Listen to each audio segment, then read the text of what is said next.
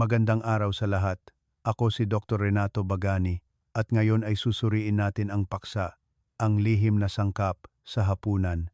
Makatutulong bawasan ang madalas na pag-ihi sa gabi at protektahan ang iyong bato.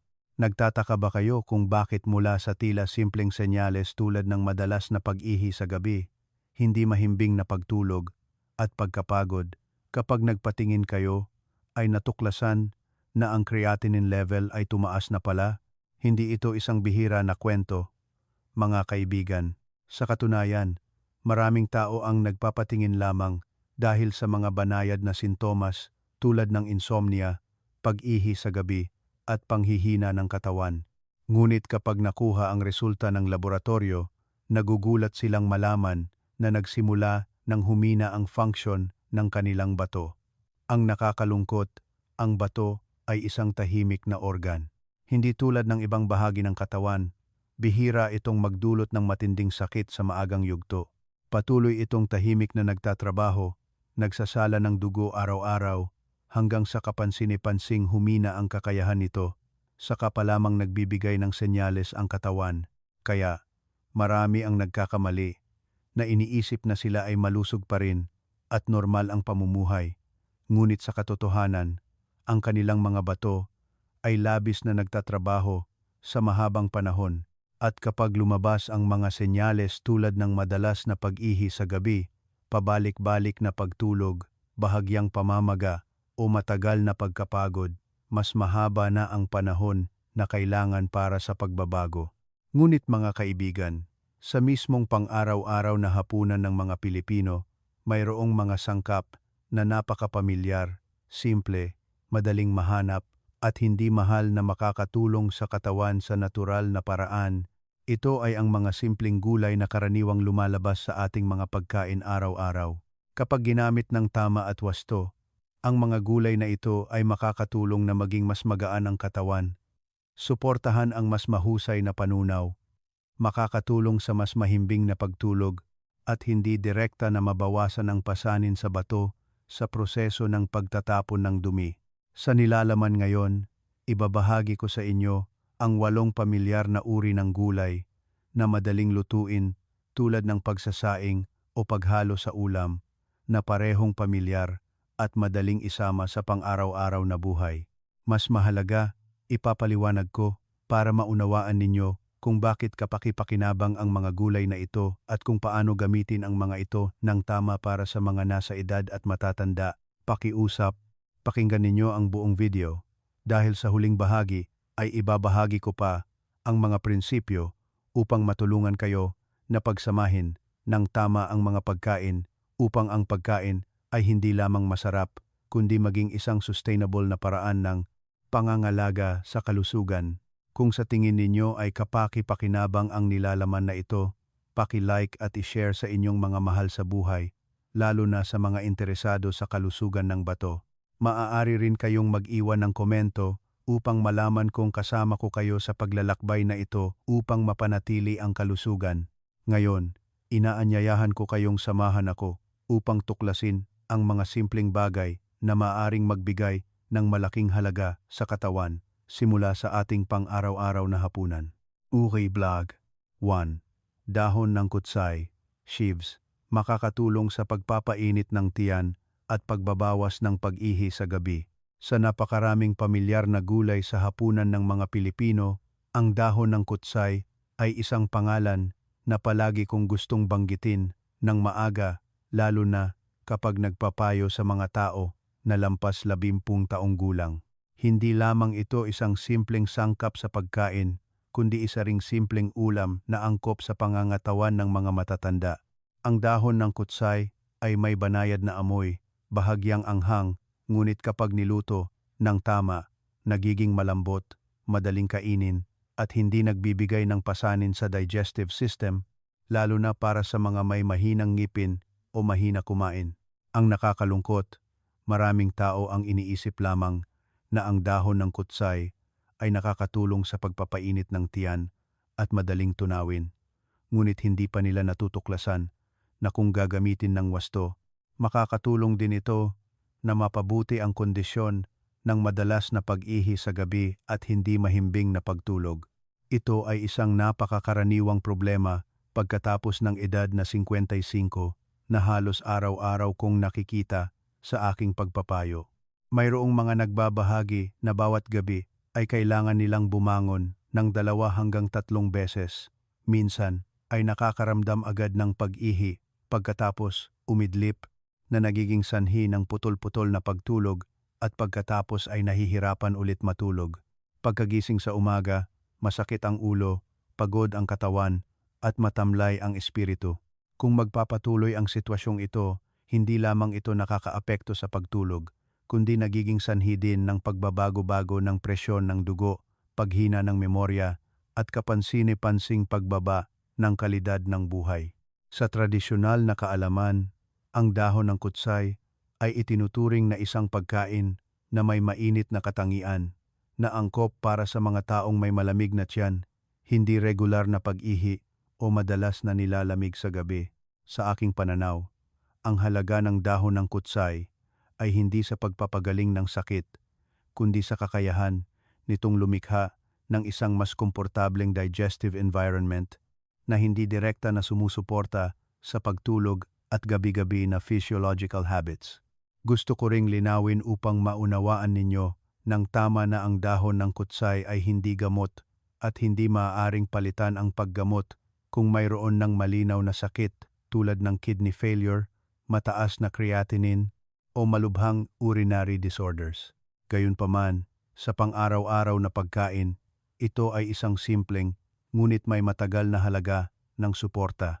Sa nutrisyon, ang dahon ng kutsay ay nagbibigay ng fiber, vitamina A, vitamina C, at mga compound ng halaman na katulad ng sa sibuyas at bawang. Ang mga sangkap na ito ay nakakatulong sa panunaw, binabawasan ang bloating, at nagpapabuti sa pakiramdam ng discomfort pagkatapos kumain. At ang hindi napapansin ng marami ay kung minsan ang pag-ihi sa gabi ay hindi ganap na nagmumula sa urinary system, kundi nauugnay sa pagkakain ng hapunan ng masyadong huli, mabigat na hapunan, o mahina ang panunaw na nagiging sanhi upang hindi makapag-relax ang katawan habang natutulog. Kapag mas magaan ang digestive system, mas magaan ang tiyan, mas madaling makakatulog ng mahimbing ang katawan, at sa gayon ay mababawasan ang dalas ng paggising sa gabi. Ito ay isang hindi direktang mekanismo, ngunit napaka-praktikal, at nakita ko ang bisa nito sa maraming tao kapag inayos nila ang kanilang hapunan. Isang napakagandang ulam ang sautéed kutsay na may itlog o tofu. Ang mga ito ay malambot, madaling tunawin, hindi nagbibigay ng pasanin sa bato, at nagbibigay pa rin ng sapat na nutrisyon. Kapag niluluto, dapat ninyong hiwain ng tama ang mga kutsay, igisa ng mabilis sa mataas na apoy, at lutuin lamang ng sapat upang mapanatili ang berde nitong kulay at natural na tamis. Iwasan ang labis na paggisa dahil mawawala ang mga nutrients at magiging hindi kaakit-akit ang ulam. Isang punto na partikular kong gustong bigyang diin ay ang paglimita sa alat. Maraming tao ang nag-iisip na ang pagkain ng gulay ay mabuti kaya hindi nila pinapansin ang dami ng asin. Ngunit sa katotohanan, ang pagkain ng maalat ay nagpapataas ng pasanin sa bato at nagiging dahilan ng pagkauhaw ng katawan na lalong nagpapalala sa pag-ihi sa gabi. Ito ay isang napakakaraniwang pagkakamali na kailangan ninyong iwasan. Kaya kailan nagsasabi ang katawan na kailangan ninyong bigyang pansin ang mga ulam na madaling tunawin tulad ng dahon ng kutsay. Ito ay kapag madalas kayong bloated pagkatapos ng hapunan, nakakaramdam ng discomfort sa tiyan, pabalik-balik na pagtulog, madalas na pag-ihi sa gabi, at paggising sa umaga ay nakakaramdam ng tuyong bibig at pagkapagod. Ang mga senyales na ito ay hindi nagkataon lamang kundi ang paraan ng katawan upang ipaalala na kailangan ayusin ang kasalukuyang dietary habits. Kung gusto ninyong isama ang dahon ng kutsay sa inyong dieta, sapat na ang katamtamang dami, mga isang maliit na plato. Hindi dapat labis na gamitin o ituring itong tanging pangunahing ulam. Para sa mga may matinding pananakit ng tiyan, mainit na katawan, o allergy sa grupo ng sibuyas at bawang, dapat subukan mula sa maliit na dami upang obserbahan ang reaksyon ng katawan. Uriploy, do. Dahon ng betel pan. Nagpapainit ng katawan at nagpapagaan ng pananakit ng balakang. Kapag pinag-uusapan ang mga pamilyar na gulay, madaling kainin, at angkop para sa mga matatanda, hindi ko maiiwasang banggitin ang dahon ng betel. Ito ay isang napakapamilyar na sangkap sa hapunan ng pamilyang Pilipino na may mainit, kaaya-ayang amoy, karaniwang ginagamit para sa paggawa ng kinilaw, sa sinigang o niluluto kasama ng karne. Gayunpaman, ang hindi napapansin ng maraming tao ay ang dahon ng betel ay hindi lamang isang sangkap kundi maaari ring maging bahagi ng banayad na suporta para sa katawan, lalo na para sa mga madalas na nilalamig ang tiyan, nananakit ang balakang, mahina kumain, o hindi mahimbing ang pagtulog. Habang tumataas ang edad, nagsisimulang magbago ang ating katawan ng tahimik. Bumagal ang sirkulasyon, bumababa ang kakayahang magpanatili ng init na nagiging sanhi ng madaling paglamig ng mga kamay at paa, at ang balakang at bewang ay madalas na nakakaramdam ng banayad na discomfort, lalo na sa hapon o gabi. Mayroong mga nagbabahagi na sa sandaling humiga, tumataas ang pananakit, kailangan nilang umikot ng maraming beses at hindi kumpleto ang pagtulog. Mayroon ding mga tao na dahil sa malamig na tiyan, mahina ang panunaw at madaling makaramdam ng discomfort pagkatapos kumain. Kaya kailangan nilang bumangon ng maraming beses sa gabi kasama na ang pag-ihi. Sa tradisyonal na kaalaman, ang dahon ng betel ay itinuturing na pagkain na may mainit na katangian na nakakatulong sa pagpapainit ng katawan, pagsuporta sa panunaw, at pagbabawas ng pakiramdam ng malamig na tiyan. Sa aking pananaw, ang mahalaga ay hindi kung nakapagpapagaling ng sakit ang dahon ng betel, kundi kung paano ito nakakatulong upang maging mas komportable ang katawan, sa gayon ay nagbibigay ng kondisyon para sa pinabuting pagtulog. Kapag nabawasan ang lamig at pananakit ng katawan, makikita ninyong mas magaan at natural ang pagtulog. Gayunpaman, gusto ko ring magbahagi ng isang bagay na napakatapat. Maraming tao, kapag naririnig ang mga pariralang tulad ng bawasan ang creatinine o maiwasan ang kidney failure, ay naglalagay ng labis na pag-asa sa pagkain, ngunit ang katotohanan ay walang uri ng gulay na sapat na kainin araw-araw upang magic na pababain ang creatinine level sa lahat ng kaso.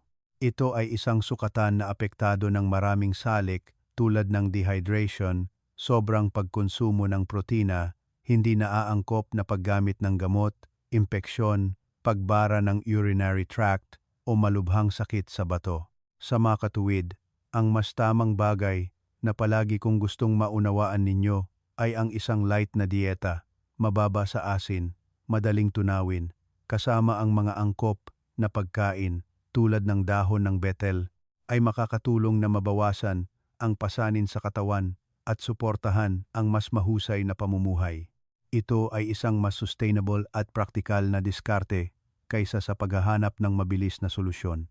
Tungkol sa pagluluto, ang dahon ng betel ay pinakamasarap kapag ginisa ng bahagya na may kaunting giniling na karne ng baboy o baka, o mas simple, ginisa na may kabute o tofu upang mabawasan ang dami ng protina ng hayop.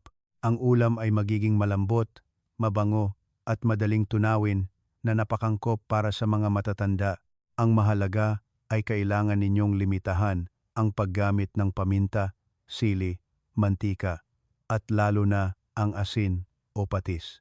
Kung titingnan ng simple, ang isang katamtamang mainit, banayad na mabango, at madaling tunawin na ulam ay makakatulong sa digestive system na magtrabaho ng mas magaan, sa gayon ay hindi napapagod ang katawan kapag natutulog. Madalas kong sinasabi na maraming problema sa pagtulog sa mga matatanda ay hindi lamang dahil sa edad, kundi nagmumula rin sa paraan ng pagkain natin sa gabi. Kapag inayos ninyo ang inyong hapunan patungo sa mas magaan, kumain ng mas maaga, at pumili ng angkop na pagkain, karaniwang unti-unting bumubuti ang pagtulog.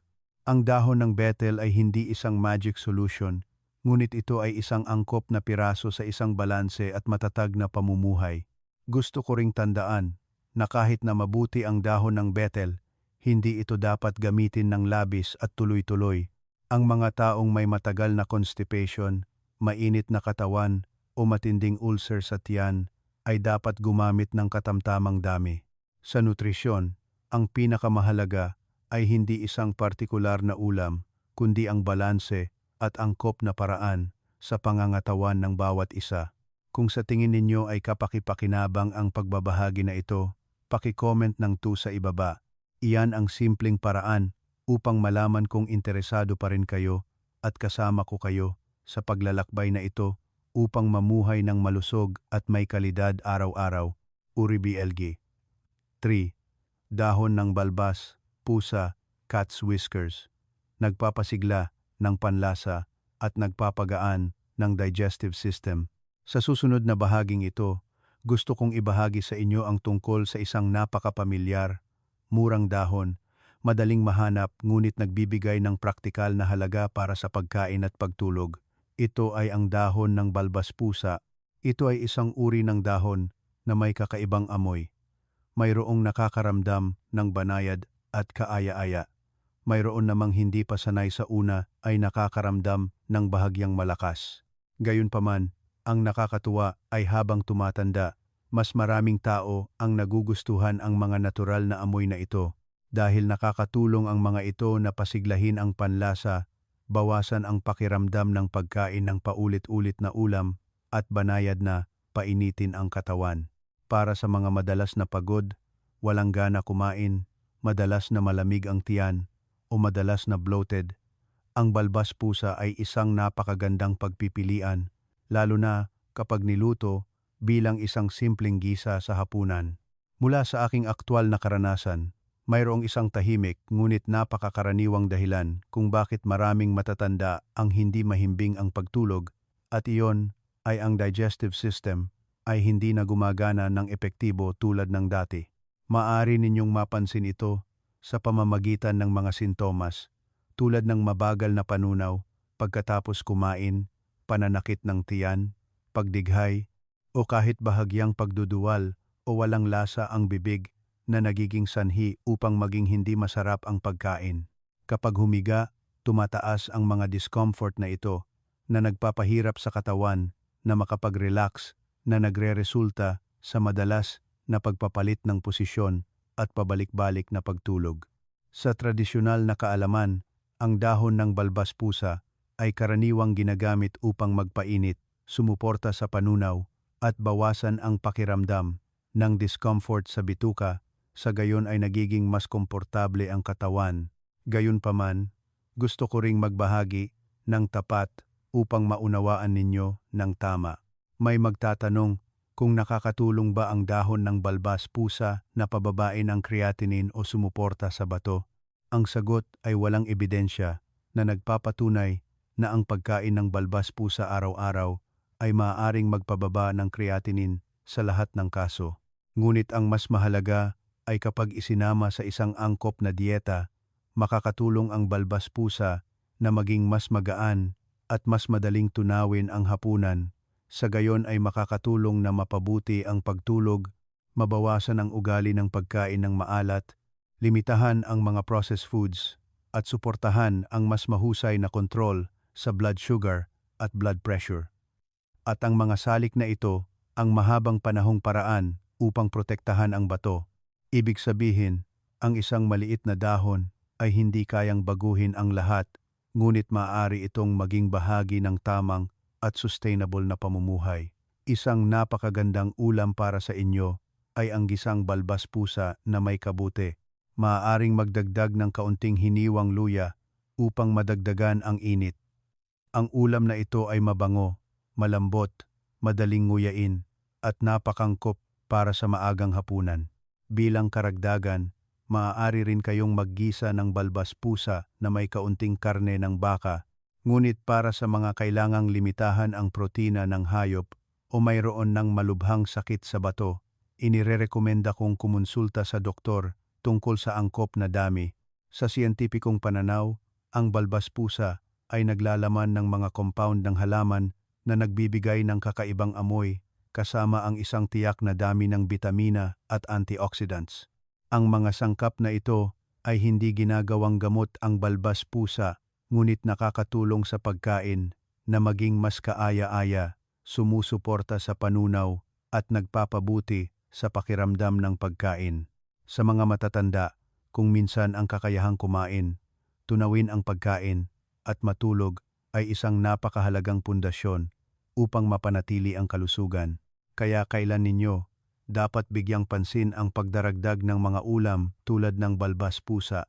Ito ay kapag madalas kayong natatakot sa malamig na pagkain sa tiyan, bloated pagkatapos kumain, madaling dighay, discomfort sa gabi, walang lasa ang bibig paggising sa umaga at pagod, minsan pa nga, kapag kumain ng hapunan, nang huli o sobrang busog, tumataas ang pag-ihi sa gabi.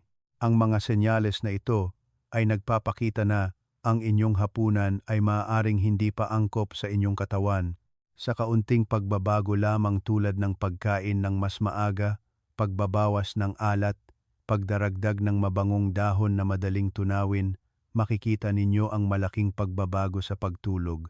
Gayunpaman, nais ko ring tandaan na kahit na mabuti ang balbas pusa, hindi dapat gamitin ng labis araw-araw o palitan ng buo ang ibang uri ng gulay. Para sa mga may gout, mataas na uric acid o gumagamit ng pangmatagalang gamot, dapat kumonsulta sa doktor kapag nagbabago ng dieta. Bawat tao ay may iba't ibang pangangatawan. Sa makatuwid, ang pinakamahalaga ay pakinggan ang sarili ninyong katawan. Kung pagkatapos kumain ay nakakaramdam kayo ng magaan sa tiyan, mas mahimbing ang pagtulog, iyon ay isang angkop na senyales. Sa kabaligtaran, kung nakakaramdam kayo ng init sa katawan, constipation o discomfort, dapat ninyong ayusin muli. Uhibleg. 4. Dahon ng Artemisia. Artemisia, anyua, makakatulong sa pagdaloy ng dugo at pagtulog. Sa bahaging ito, naniniwala ako na marami sa inyo ang makakaramdam ng pamilyar dahil ang dahon ng Artemisia ay matagal nang nauugnay sa mga hapunan ng pamilyang Pilipino. Sa pagbanggit pa lamang ng bahagyang mapait, bahagyang mainit na amoy ng Artemisia, marami ang agad na naaalala ang mga ulam tulad ng tortang itlog na may Artemisia, chicken soup na may Artemisia, o lugaw na may Artemisia.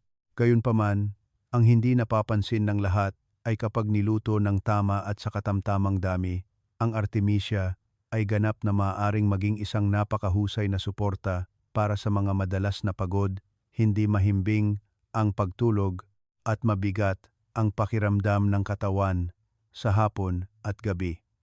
Habang tumataas ang edad, ang circadian rhythm ng katawan ay nagsisimulang mawala ang likas nitong katatagan. Mayroong mga nag-aantok sa araw ngunit nagbabago-bago sa gabi at nahihirapang makatulog. Mayroong mga nakakatulog sandali pagkatapos ay nagigising at nag-iisip ng malalim hanggang umaga. Mayroon ding mga tao na dahil sa pananakit ng buto at kasukasuan, malamig na katawan, malamig na tiyan, ay palaging nasa estado ng pagkabalisa at discomfort na nagiging sanhi ng tuloy-tuloy na pagkagambala sa pagtulog. Sa mga kaso tulad nito, ang Artemisia ay karaniwang ginagamit sa tradisyonal na kaalaman bilang isang paraan upang magpainit ng katawan at magbigay ng mas komportableng pakiramdam. Sa aking pananaw, ang halaga ng Artemisia ay hindi sa pagpapagaling ng sakit, kundi sa kakayahan nitong tulungan ang katawan na bumalik sa isang mas magaan na balanse. Kapag nabawasan ang lamig ng katawan, nabawasan ang paninigas, at mas komportable, pagkatapos ng hapunan, mas malalim din ang pagtulog ng natural. Gayunpaman, gusto kong bigyang diin ng malinaw upang hindi kayo magkamali na ang pagkain ng Artemisia ay maaaring magpagaling ng kidney failure o magpababa ng creatinine. Iyan ay hindi totoo. Ang kalusugan ng bato ay hindi maaaring umasa sa isang uri ng pagkain lamang, ngunit ang isang angkop na dieta na kinabibilangan ng mga ulam tulad ng Artemisia ay makakatulong sa inyo na kumain ng masarap, mas mahusay ang panunaw, mas mahimbing ang pagtulog, sa gayon ay makabuo ng isang malusog na pamumuhay. At ang pamumuhay na iyon ang pundasyon para sa pangmatagalang proteksyon ng bato. Isang napakasimpleng ulam na angkop ay ang gisang artemisia na may itlog ng manok o gisang may kabute, tofu, na may kaunting soybean oil. Ang mahalaga ay gumamit lamang ng katamtamang dami dahil ang artemisia ay may kakaibang amoy. Kung kumain ng labis, maari itong magdulot ng discomfort. Dapat pumili ng batang dahon, hugasan ng mabuti, at lutuin lamang ng sapat. Ang pagkain nito sa maagang hapunan ay mas mabuti kaysa sa pagkain ng masyadong huli. Ang mga tao na karaniwang nakakaranas ng malinaw na benepisyo mula sa artemisia ay ang mga madalas na malamig ang tiyan, mahina ang panunaw, madaling mapagod sa hapon at gabi, o hindi mahimbing ang pagtulog. Sa ilang kaso, napapansin din ninyo na kapag matagal ang insomnia, tumataas din ang pag-ihi sa gabi. Ito ay ganap na maipapaliwanag dahil kapag hindi mahimbing ang pagtulog, nagiging mas sensitibo ang sistema ng nerbiyos, sapat na ang bahagyang pagkaimpatso ng pantog upang magising ang katawan. Ang artemisia ay mayroon ding napaka-espesyal na halaga. Iyon ay ang alaala at pagiging pamilyar. Marami sa inyo ang maaring makaalala ng mga hapunan noon. Kapag mayroong pagod sa bahay, mahina kumain, hindi mahimbing ang pagtulog, ang nanay o lola ay kukuha ng isang bungkos ng artemisia, hugasan ng mabuti, pagkatapos ay igisa na may itlog. Ang amoy ay mainit at banayad.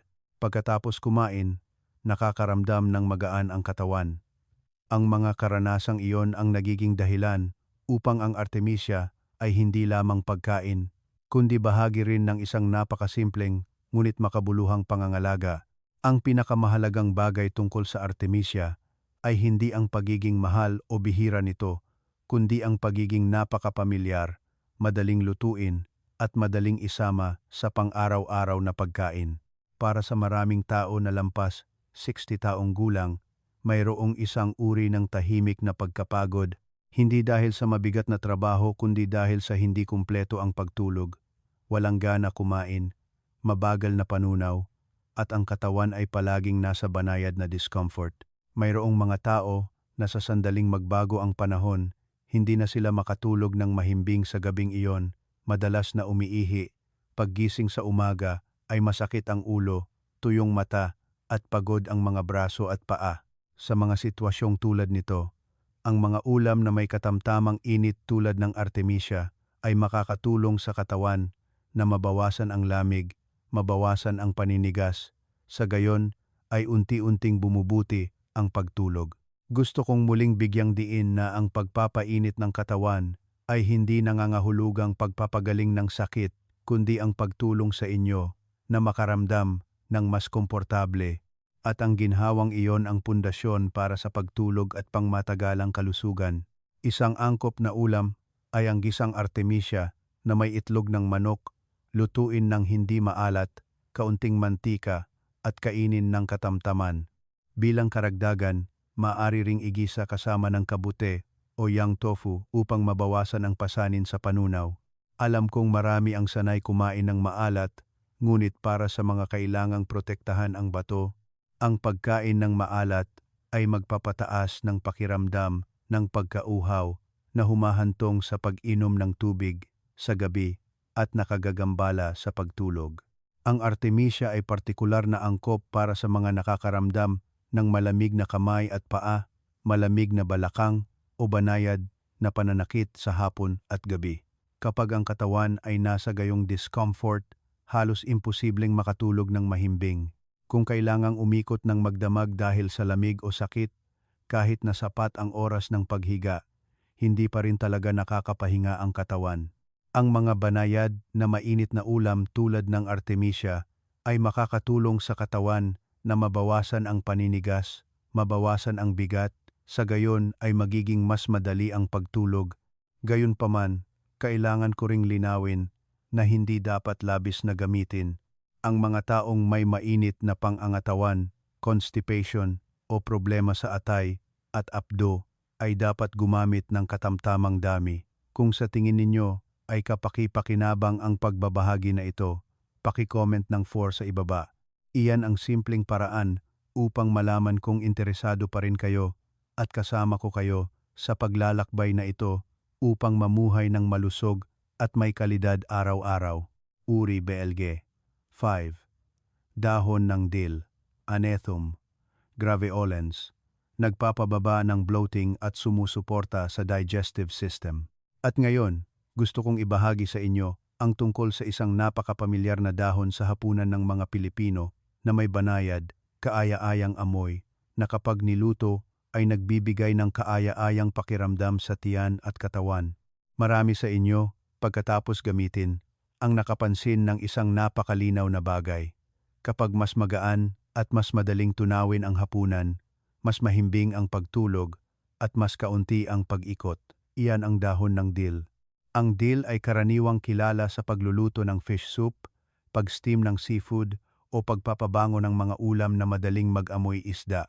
Ngunit sa aking pananaw, ang halaga ng dill ay hindi lamang sa paglikha ng lasa, kundi sa kakayahan nitong tulungan ang digestive system na gumana ng mas maayos, lalo na para sa mga madalas na bloated, nakakaramdam ng bigat sa tiyan pagkatapos kumain at nahihirapan matulog sa gabi. Ang kagandahan ng dill ay ang amoy nito ay hindi matapang kundi banayad, na napakangkop sa mabagal, banayad na pagkain ng mga matatanda. Kapag niluto kasama ng itlog, kabute, tofu o kaunting lean meat, ang dill ay hindi lamang nagpapabuti sa lasa ng ulam, kundi nagpapagaan din ng hapunan, mas madaling tunawin at mas kaaya-aya. Maraming tao ang nag-iisip na ang insomnia ay dahil sa katandaan o mahina ang bato. Ngunit sa katotohanan, sa aking karanasan, isang malaking bahagi ay nagmumula sa hindi angkop na dietary habits. Ang hapunan na sobrang busog, maraming mantika, maraming protina o kinakain ng masyadong huli ay magpapahirap sa tiyan at bituka na magtrabaho ng labis sa gabi. Kapag hindi komportable ang tiyan, napakahirap para sa katawan na makapasok sa isang malalim na estado ng pagpapahinga. Mayroong mga kaso na hindi kayo nakakaramdam ng matinding pananakit ng tiyan, ngunit kapag humiga, nakakaramdam kayo ng acid reflux, gusto ninyong dighayin, bahagyang mainit ang lalamunan, discomfort sa tiyan, at sapat na ang isang maliit na stimuli, tulad ng bahagyang paghihi upang magising. Sa mga sitwasyong tulad nito, ang isang banayad na mabangong dahon tulad ng dill ay maaaring maging isang napaka-subtle ngunit epektibong suporta. Sa siyentipikong pananaw, ang dill ay naglalaman ng natural essential oils na nagbibigay ng kakaibang amoy at kasabay nito ay sumusuporta sa pagpapasigla ng panlasa at pag-regulate ng bowel movements. Kapag maayos ang paggana ng digestive system, mas magaan ang katawan, nababawasan ang discomfort. Dahil dito, mas madali ring makatulog. Mukhang simple ngunit ito ang ugat ng maraming problema sa kalusugan sa mga matatanda. Madalas kong sinasabi na kapag hindi kayo nakakakain ng masarap, mahina ang panunaw, hindi mahimbing ang pagtulog, sa susunod na araw ay pagod ang katawan, hindi gaanong aktibo, at mula doon ay unti-unting humihina ang kalusugan sa isang tahimik na ikot. Kaya, ang maliliit na pagbabago sa hapunan, tulad ng pagdaragdag ng kaunting dill, ay kung minsan ay may mas matagal at mas sustainable na halaga kaysa sa mga komplikadong solusyon. Isang napakagandang ulam ay ang gisang dill na may itlog o gisang kasama ng kabute. Para sa mga madalas na malamig ang tiyan, madaling bloated, ang ulam na ito sa maagang hapunan na may malambot na kanin at isang malabnaw na sopas ay makakatulong sa katawan na makaramdam ng mas lundo. Bilang karagdagan, maaari rin kayong maggisa ng dill na may yang tofu at hiniwang karot na parehong kaakit-akit at madaling kainin at angkop para sa isang light na dieta. Ang mahalaga pa rin ay lutuin ng tama ang lasa, hindi masyadong maalat, hindi masyadong maraming mantika. Dahil kung kumain ng masyadong maalat, madaling mauuhaw ang katawan sa gabi na humahantong sa pag-inom ng maraming tubig at madalas na pag-ihi na nakagagambala sa pagtulog. Ito ay isang bagay na maraming tao ang aksidenteng nararanasan ngunit hindi napapansin. Mayroong mga tao na bawat gabi ay kailangang bumangon ng 2 o 3 beses upang umihi at nag-aalala na mahina na ang bato. Ngunit sa katotohanan, bukod sa problema sa bato, mayroon ding iba pang mga sanhi tulad ng sensitibong pantog, prostate, ugali ng pag-inom ng tubig ng huli o napakababaw na pagtulog.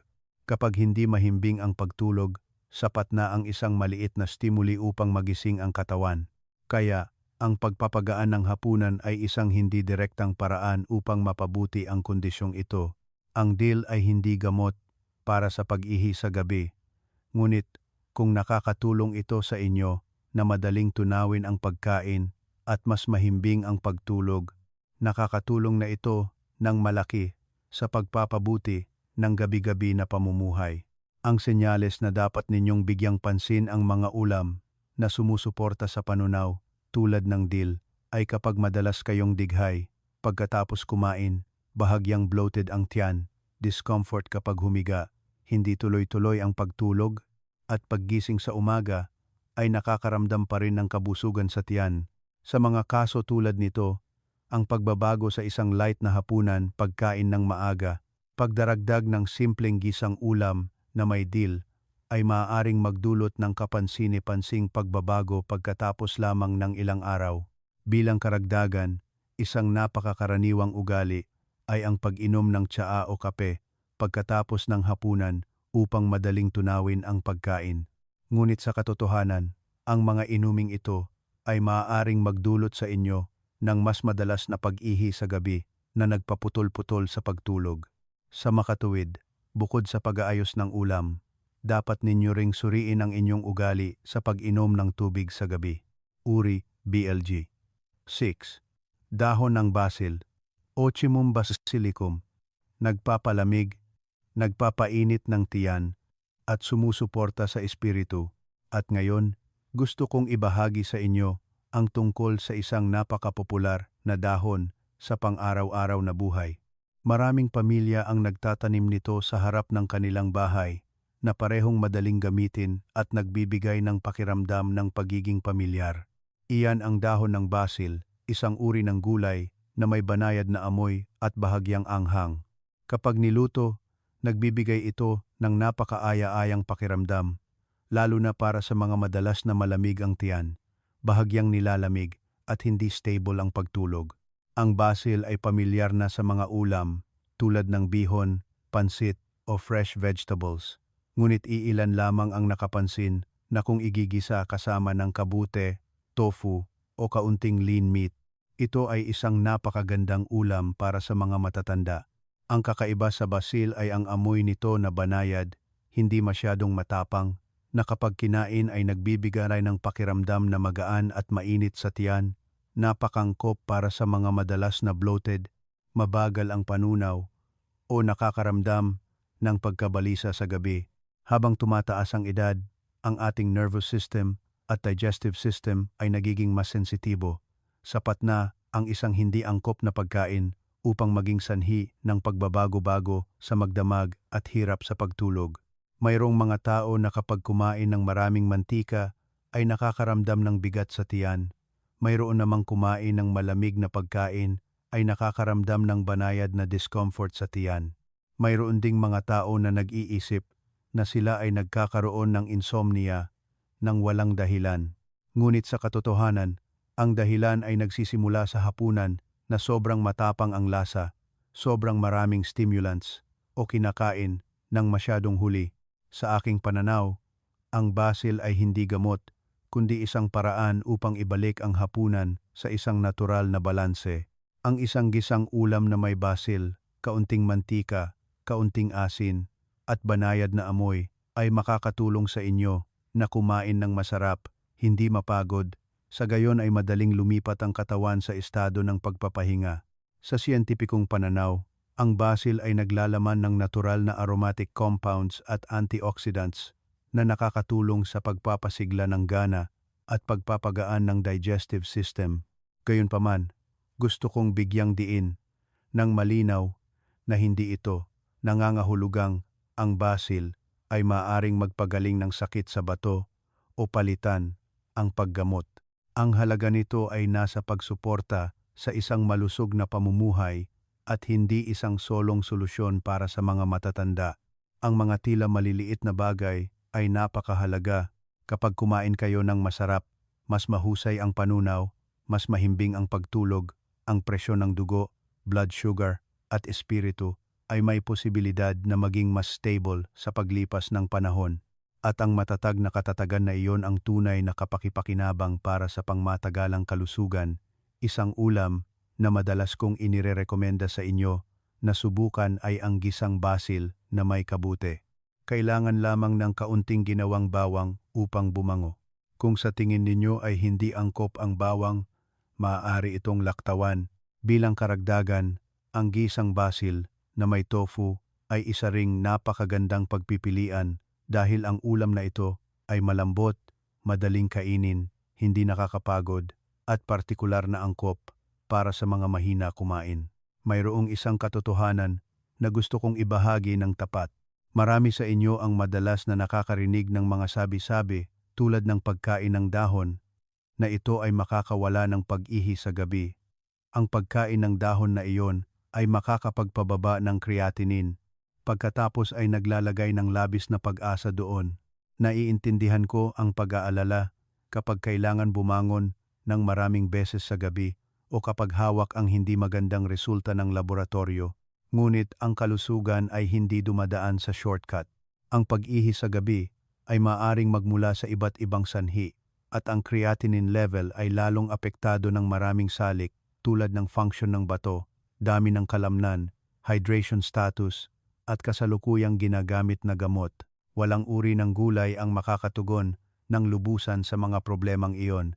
Ang pinakaligtas at pinakasustainable na bagay ay ang pumili ng mga light at angkop na pagkain na makakatulong sa katawan na unti-unting maging stable sa paglipas ng panahon, kasabay ng pagpapanatili ng regular na pagsusuri sa kalusugan.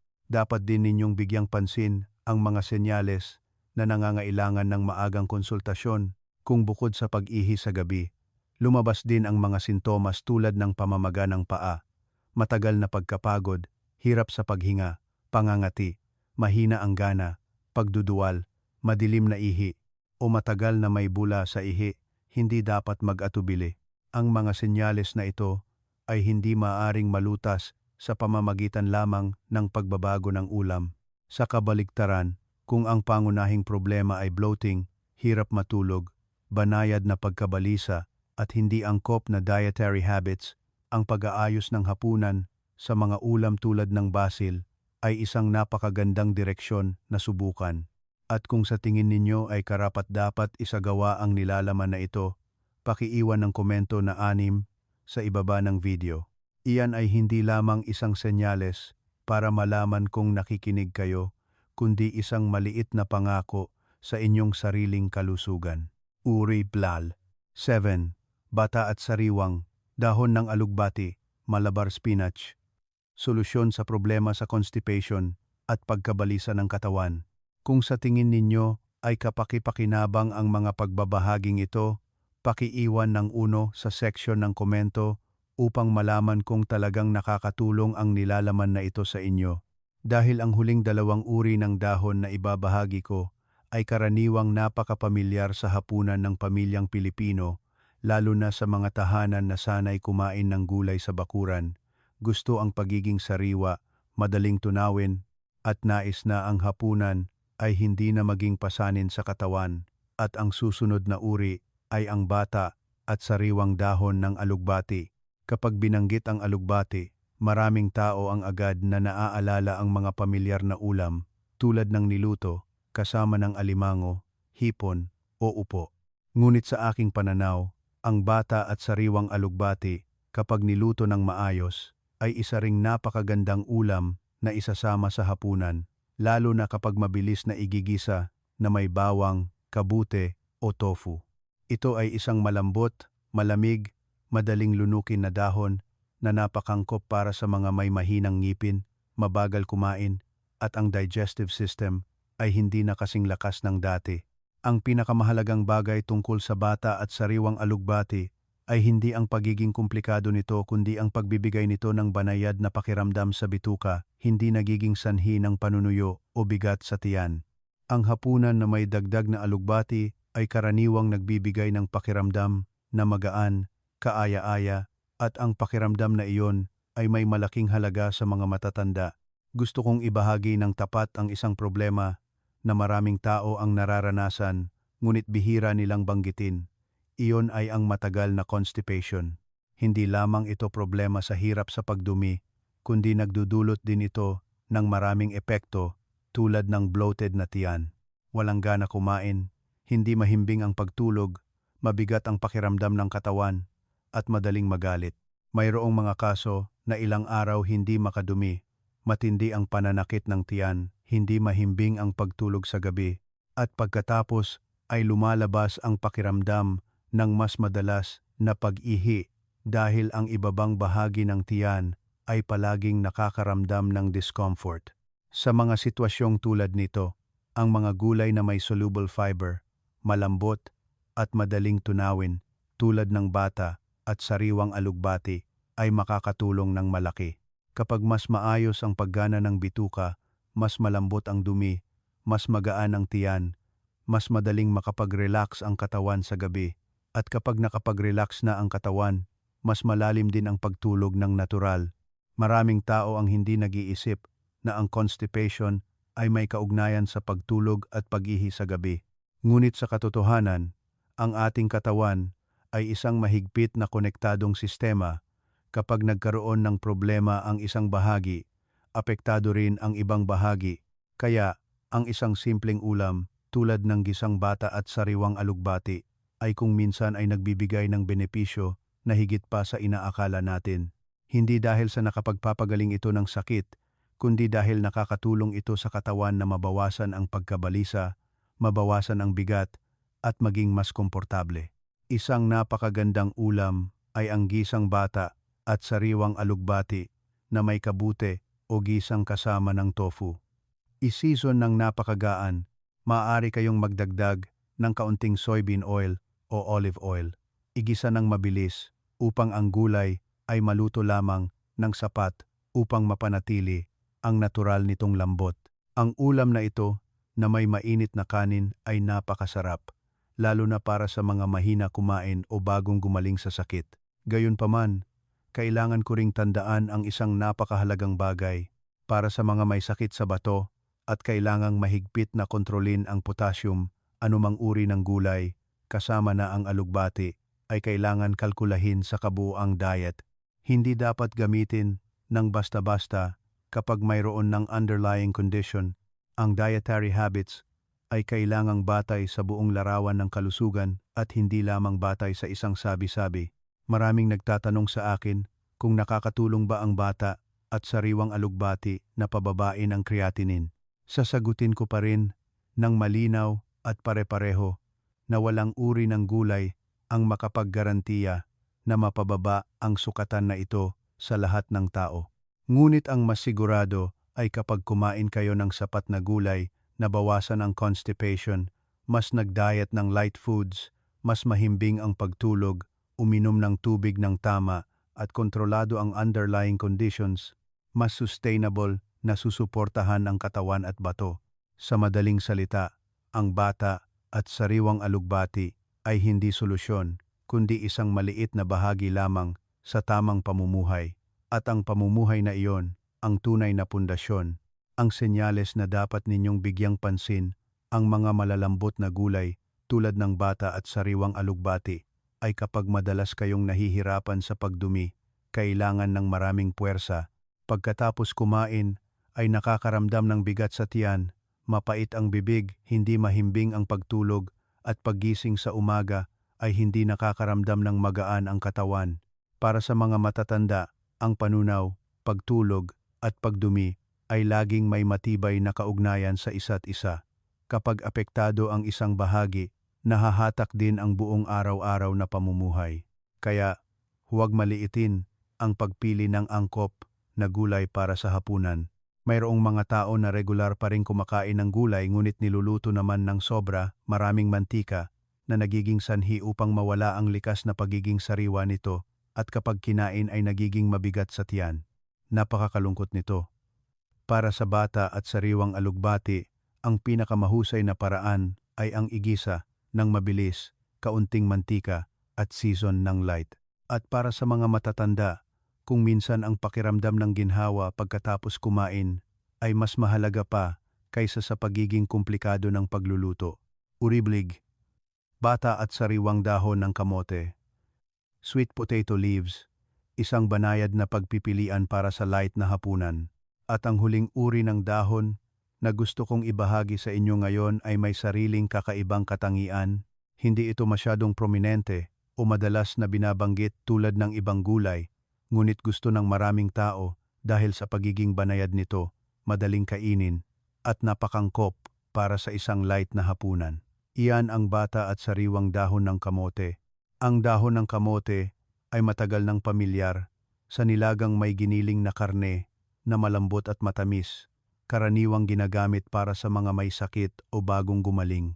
Gayunpaman, sa aking pananaw, ang bata at sariwang dahon ng kamote, kapag niluto ng tama, ay maaari ring maging isang napakahalagang ulam sa pang-araw-araw na hapunan. Bagamat hindi ito masyadong popular sa lahat ng dako, ang sinumang nakakain nito ay karaniwang naaalala dahil sa natural nitong tamis, lambot, madaling lunukin, at partikular na angkop para sa mga simpleng hapunan. Para sa mga matatanda, lalo na sa mga mahina kumain, mahina ang ngipin, o madalas na pagod pagkatapos ng hapunan, ang ganitong uri ng gulay ay may mas malaking kahulugan. Dahil ang kailangan ng katawan sa oras na ito ay hindi ang pagiging komplikado kundi ang pakiramdam ng ginhawa pagkatapos kumain. Ang kagandahan ng bata at sariwang dahon ng kamote ay nagbibigay ito ng pakiramdam na magaan, hindi nagiging sanhi ng bigat sa tiyan, hindi masyadong pinapagana ang panlasa, ngunit sapat pa rin ang sarap upang makakain ng buong hapunan. Maraming tao sa edad na ito ang hindi na nangangailangan ng mga ulam na sobrang matapang ang lasa. Ang mas mahalaga ay pagkatapos kumain ay magaan ang tiyan, hindi tuyo ang lalamunan, at hindi nakakaramdam ng pagkapagod ang katawan. Madalas kong ibinabahagi na ang isang mahimbing na pagtulog ay bihira nagsisimula sa kama, kundi karaniwang nagsisimula sa hapunan bago iyon. Kung ang hapunan ay masyadong huli, masyadong maalat, o masyadong maraming protina, kahit na maaga kayong humiga, mahihirapan pa rin ang katawan na makapagpahinga ng lubusan. At ang bata at sariwang dahon ng kamote ay napakangkop sa pilosopiyang ito ng sapat at light na pagkain. Sa nutrisyon, ang dahon ng kamote ay nagbibigay ng fiber, bitamina, at mga kapaki-pakinabang na compound ng halaman na nakakatulong sa digestive system na gumana ng mas stable. Kapag maayos ang panunaw, mababawasan ang constipation, mababawasan ang pakiramdam ng bloated na tiyan, sa gayon ay mas kaunti rin ang pagkagambala sa pagtulog. Mayroong isang bagay na napansin ko sa maraming matatanda na iniisip nilang ang insomnia ay dahil sa sobrang pag-iisip. Hindi ito mali, ngunit hindi sapat. Maraming kaso ng insomnia ang nagmumula sa napakapisikal na pakiramdam tulad ng discomfort sa tiyan, tuyong bibig, pagkabalisa ng katawan, at ang mga ito ay kung minsan ay direktang nauugnay sa dietary habits sa araw. Sa kasong ito, ang isang light, malambot na gisang bata at sariwang dahon ng kamote ay nagiging isang napakamakatuwirang pagpipilian. Maaari kayong maggisa kasama ng kabute, tofu, o simpleng magdagdag lamang ng ilang manipis na hiniwang luya upang magbigay ng banayad na amoy. Kung gusto ninyong magdagdag ng protina, magdagdag lamang ng kaunting hiniwang lean meat upang madagdagan ang lasa, ngunit hindi dapat gawing karne ang gulay. At kung nanonood pa rin kayo hanggang dito, gusto ko kayong anyayahan na mag-iwan ng 8 sa section ng komento. Ito ang paraan upang malaman kung nakakuha kayo ng magandang kaalaman at sa tingin ninyo ay kapaki-pakinabang ito. Maraming nagtatanong sa akin, kaya sa huli, nakakatulong ba talaga ang pagkain ng 9 na uri ng dahon na ito na maiwasan ang kidney failure? Ibahagi ko ng tapat at malinaw upang hindi kayo magkaroon ng maling pag-asa. Walang uri ng dahon ang maaaring mag-isa na makapagpigil sa kidney failure kung patuloy kayong magpapanatili ng mga ugali tulad ng pagkain ng maalat, pag-inom ng kaunting tubig sa araw, ngunit marami sa gabi, pagpupuyat, labis na paggamit ng pain relievers, hindi pagkontrol sa presyon ng dugo at blood sugar, pati na rin ang pagpapabaya sa regular na pagsusuri. Ngunit sa kabaligtaran, ang mga simpleng gulay tulad ng dahon ng kutsay, dahon ng betel, balbaspusa, artemisia, dill, basil, bata, at sariwang alugbati, at dahon ng kamote, ay maaaring maging bahagi ng isang mas malusog na pamumuhay. Kapag mas magaan ang hapunan, mas madaling tunawin, mas mahimbing ang pagtulog, mas maayos ang paggana ng katawan, at ang maliit, ngunit regular na pagbabago, na iyon ang magpapababa ng pasanin sa bato sa paglipas ng panahon. Lalo na, ang bata at sariwang dahon ng kamote ay napakangkop para sa mga matagal nang may hindi regular na dietary habits at gustong bumalik sa isang mas light at balanse na dieta. Nakakita na ako ng maraming kaso na dati ay sanay kumain ng maalat, maraming karne, madalas na kumakain ng mga heavy na ulam sa gabi, tuyong isda o pickled vegetables. Ang resulta ay uhaw sa gabi. Madalas na pag-ihi sa gabi. Masakit ang ulo paggising sa umaga, pagod. Ngunit kapag lumipat sa mga malalambot na gulay, lightly seasoned, madaling tunawin, karaniwang napaka-positibo ng reaksyon ng katawan. Ang pagbabagong ito ay hindi mangyayari kaagad pagkatapos ng isang gabi, ngunit pagkatapos lamang ng ilang araw hanggang ilang linggo, maraming tao ang nagsisimulang mapansin na hindi na tuyo ang bibig sa umaga, mas magaan ang tiyan, mas tuloy-tuloy ang pagtulog at kapansin-pansing bumubuti ang espiritu. Ang pinakamahalagang bagay ay ang mga pagbabagong ito ay nagmumula sa sustainable na pag-aayos at hindi sa isang magic solution. Mayroong mga senyales na dapat ninyong ituring bilang paalala upang ayusin ang inyong hapunan. Ito ay kapag bawat gabi ay kailangan bumangon upang umihi ng maraming beses. Pagkagising sa umaga ay pagod pa rin, tuyo ang bibig, mabigat ang paa, walang gana kumain, humihina ang balat, at bumababa ang mood. Sa gayong sitwasyon, sa halip na maghanap lamang kung anong uri ng dahon ang dapat kainin, dapat ninyong tanungin ang sarili ninyo ng mas malalim. Masyado ba akong maalat kumain? Umiinom ba ako ng tsaa o kape sa gabi? Masyado ba akong busog kumain? Hindi ba angkop ang gamot na ginagamit ko? Regular ko bang sinusuri ang presyon ng dugo at blood sugar? Kadalasan, ang sagot para sa kalusugan ay nasa mga tila napakasimpleng bagay na iyon. Marahil ay naranasan na rin ninyo ang pakiramdam ng paggising sa umaga na parang hindi man lang nakatulog, pagod na pagod ang katawan, mabigat ang mata, dahil sa tuloy-tuloy na paggising sa nakaraang gabi. Kung naranasan na ninyo iyon, umaasa akong huwag na lamang kayong maghanap ng isang ulam na makakaresolba ng lahat. Magsimula sa mas maliliit ngunit mas praktikal na bagay. Kumain ng hapunan ng mas maaga, bawasan ang mga heavy na ulam, limitahan ang mga pritong pagkain, bawasan ang matapang na tsaa at kape sa hapon at gabi. Uminom ng sapat na tubig sa araw, sa halip na ipunin sa gabi, maglakad ng bahagya pagkatapos kumain, panatilihing mainit ang katawan habang natutulog, at magdagdag ng mga angkop na gulay. Ang maliliit na bagay na ito, kapag pinanatili ng regular, ay magdudulot ng malaking pagbabago sa paglipas ng panahon. Gusto ko ring bigyang diin ang isang napakahalagang bagay. Kung mayroon kayong mga senyales tulad ng mataas na creatinine level, pamamaga ng paa, mataas na presyon ng dugo, anemia, kawalan ng gana, pagduduwal, abnormal na ihi, o matagal na pananakit ng likod, hindi dapat magtapos lamang sa pag-aayos ng ulam. Sa oras na iyon, ang kinakailangan ay kumonsulta sa isang espesyalista upang malinaw na matukoy ang sanhi at antas ng sakit. Ang mabuting ulam ay isang kasama lamang, hindi maaaring palitan ang diagnosis at paggamot ng medikal. Kapag tiningnan ninyo muli ang 9 na uri ng dahon na ibinahagi, makikita ninyo na lahat sila ay napakapamilyar, madaling mahanap sa palengke, sa bakuran ng bahay, o sa pang-araw-araw na hapunan. Ang dahon ng kutsay ay nakakatulong sa pagpapainit ng tiyan at nagdaragdag ng lasa. Ang dahon ng betel ay sumusuporta sa pagbabawas ng pakiramdam ng lamig at pananakit. Ang balbas pusa ay nakakatulong sa hapunan na mas madaling tunawin. Ang artemisia ay angkop para sa mga madalas na nilalamig at hindi mahimbing ang pagtulog. Ang dill ay nagpapababa ng bloating. Ang basil ay nagbibigay ng banayad na amoy. Ang bata at sariwang alugbati ay sumusuporta sa bituka, at ang dahon ng kamote ay nagbibigay ng ginhawa at lightness sa katawan. Ang lahat ng mga gulay na ito ay may isang karaniwang punto. Iyon ay ang pagsuporta sa katawan sa isang matatag, natural at pamilyar na paraan, at hindi ang mabilis ngunit panandali ang epekto. Ang pinakagusto ko ay hindi ang tandaan ninyo ang maraming pangalan ng pagkain, kundi pagkatapos ng mga pagbabahaging ito, maunawaan ninyo na ang pangangalaga sa bato at pagtulog ay nagsisimula sa mismong pang-araw-araw na pagkain.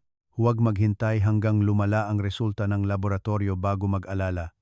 Huwag ding isipin na ang pag-ihi sa gabi o insomnia ay isang natural na bahagi ng pagtanda at palampasin ang pagkakataong mapabuti. Simula ngayong gabi, maaari kayong magsimula sa isang napakaliit na bagay.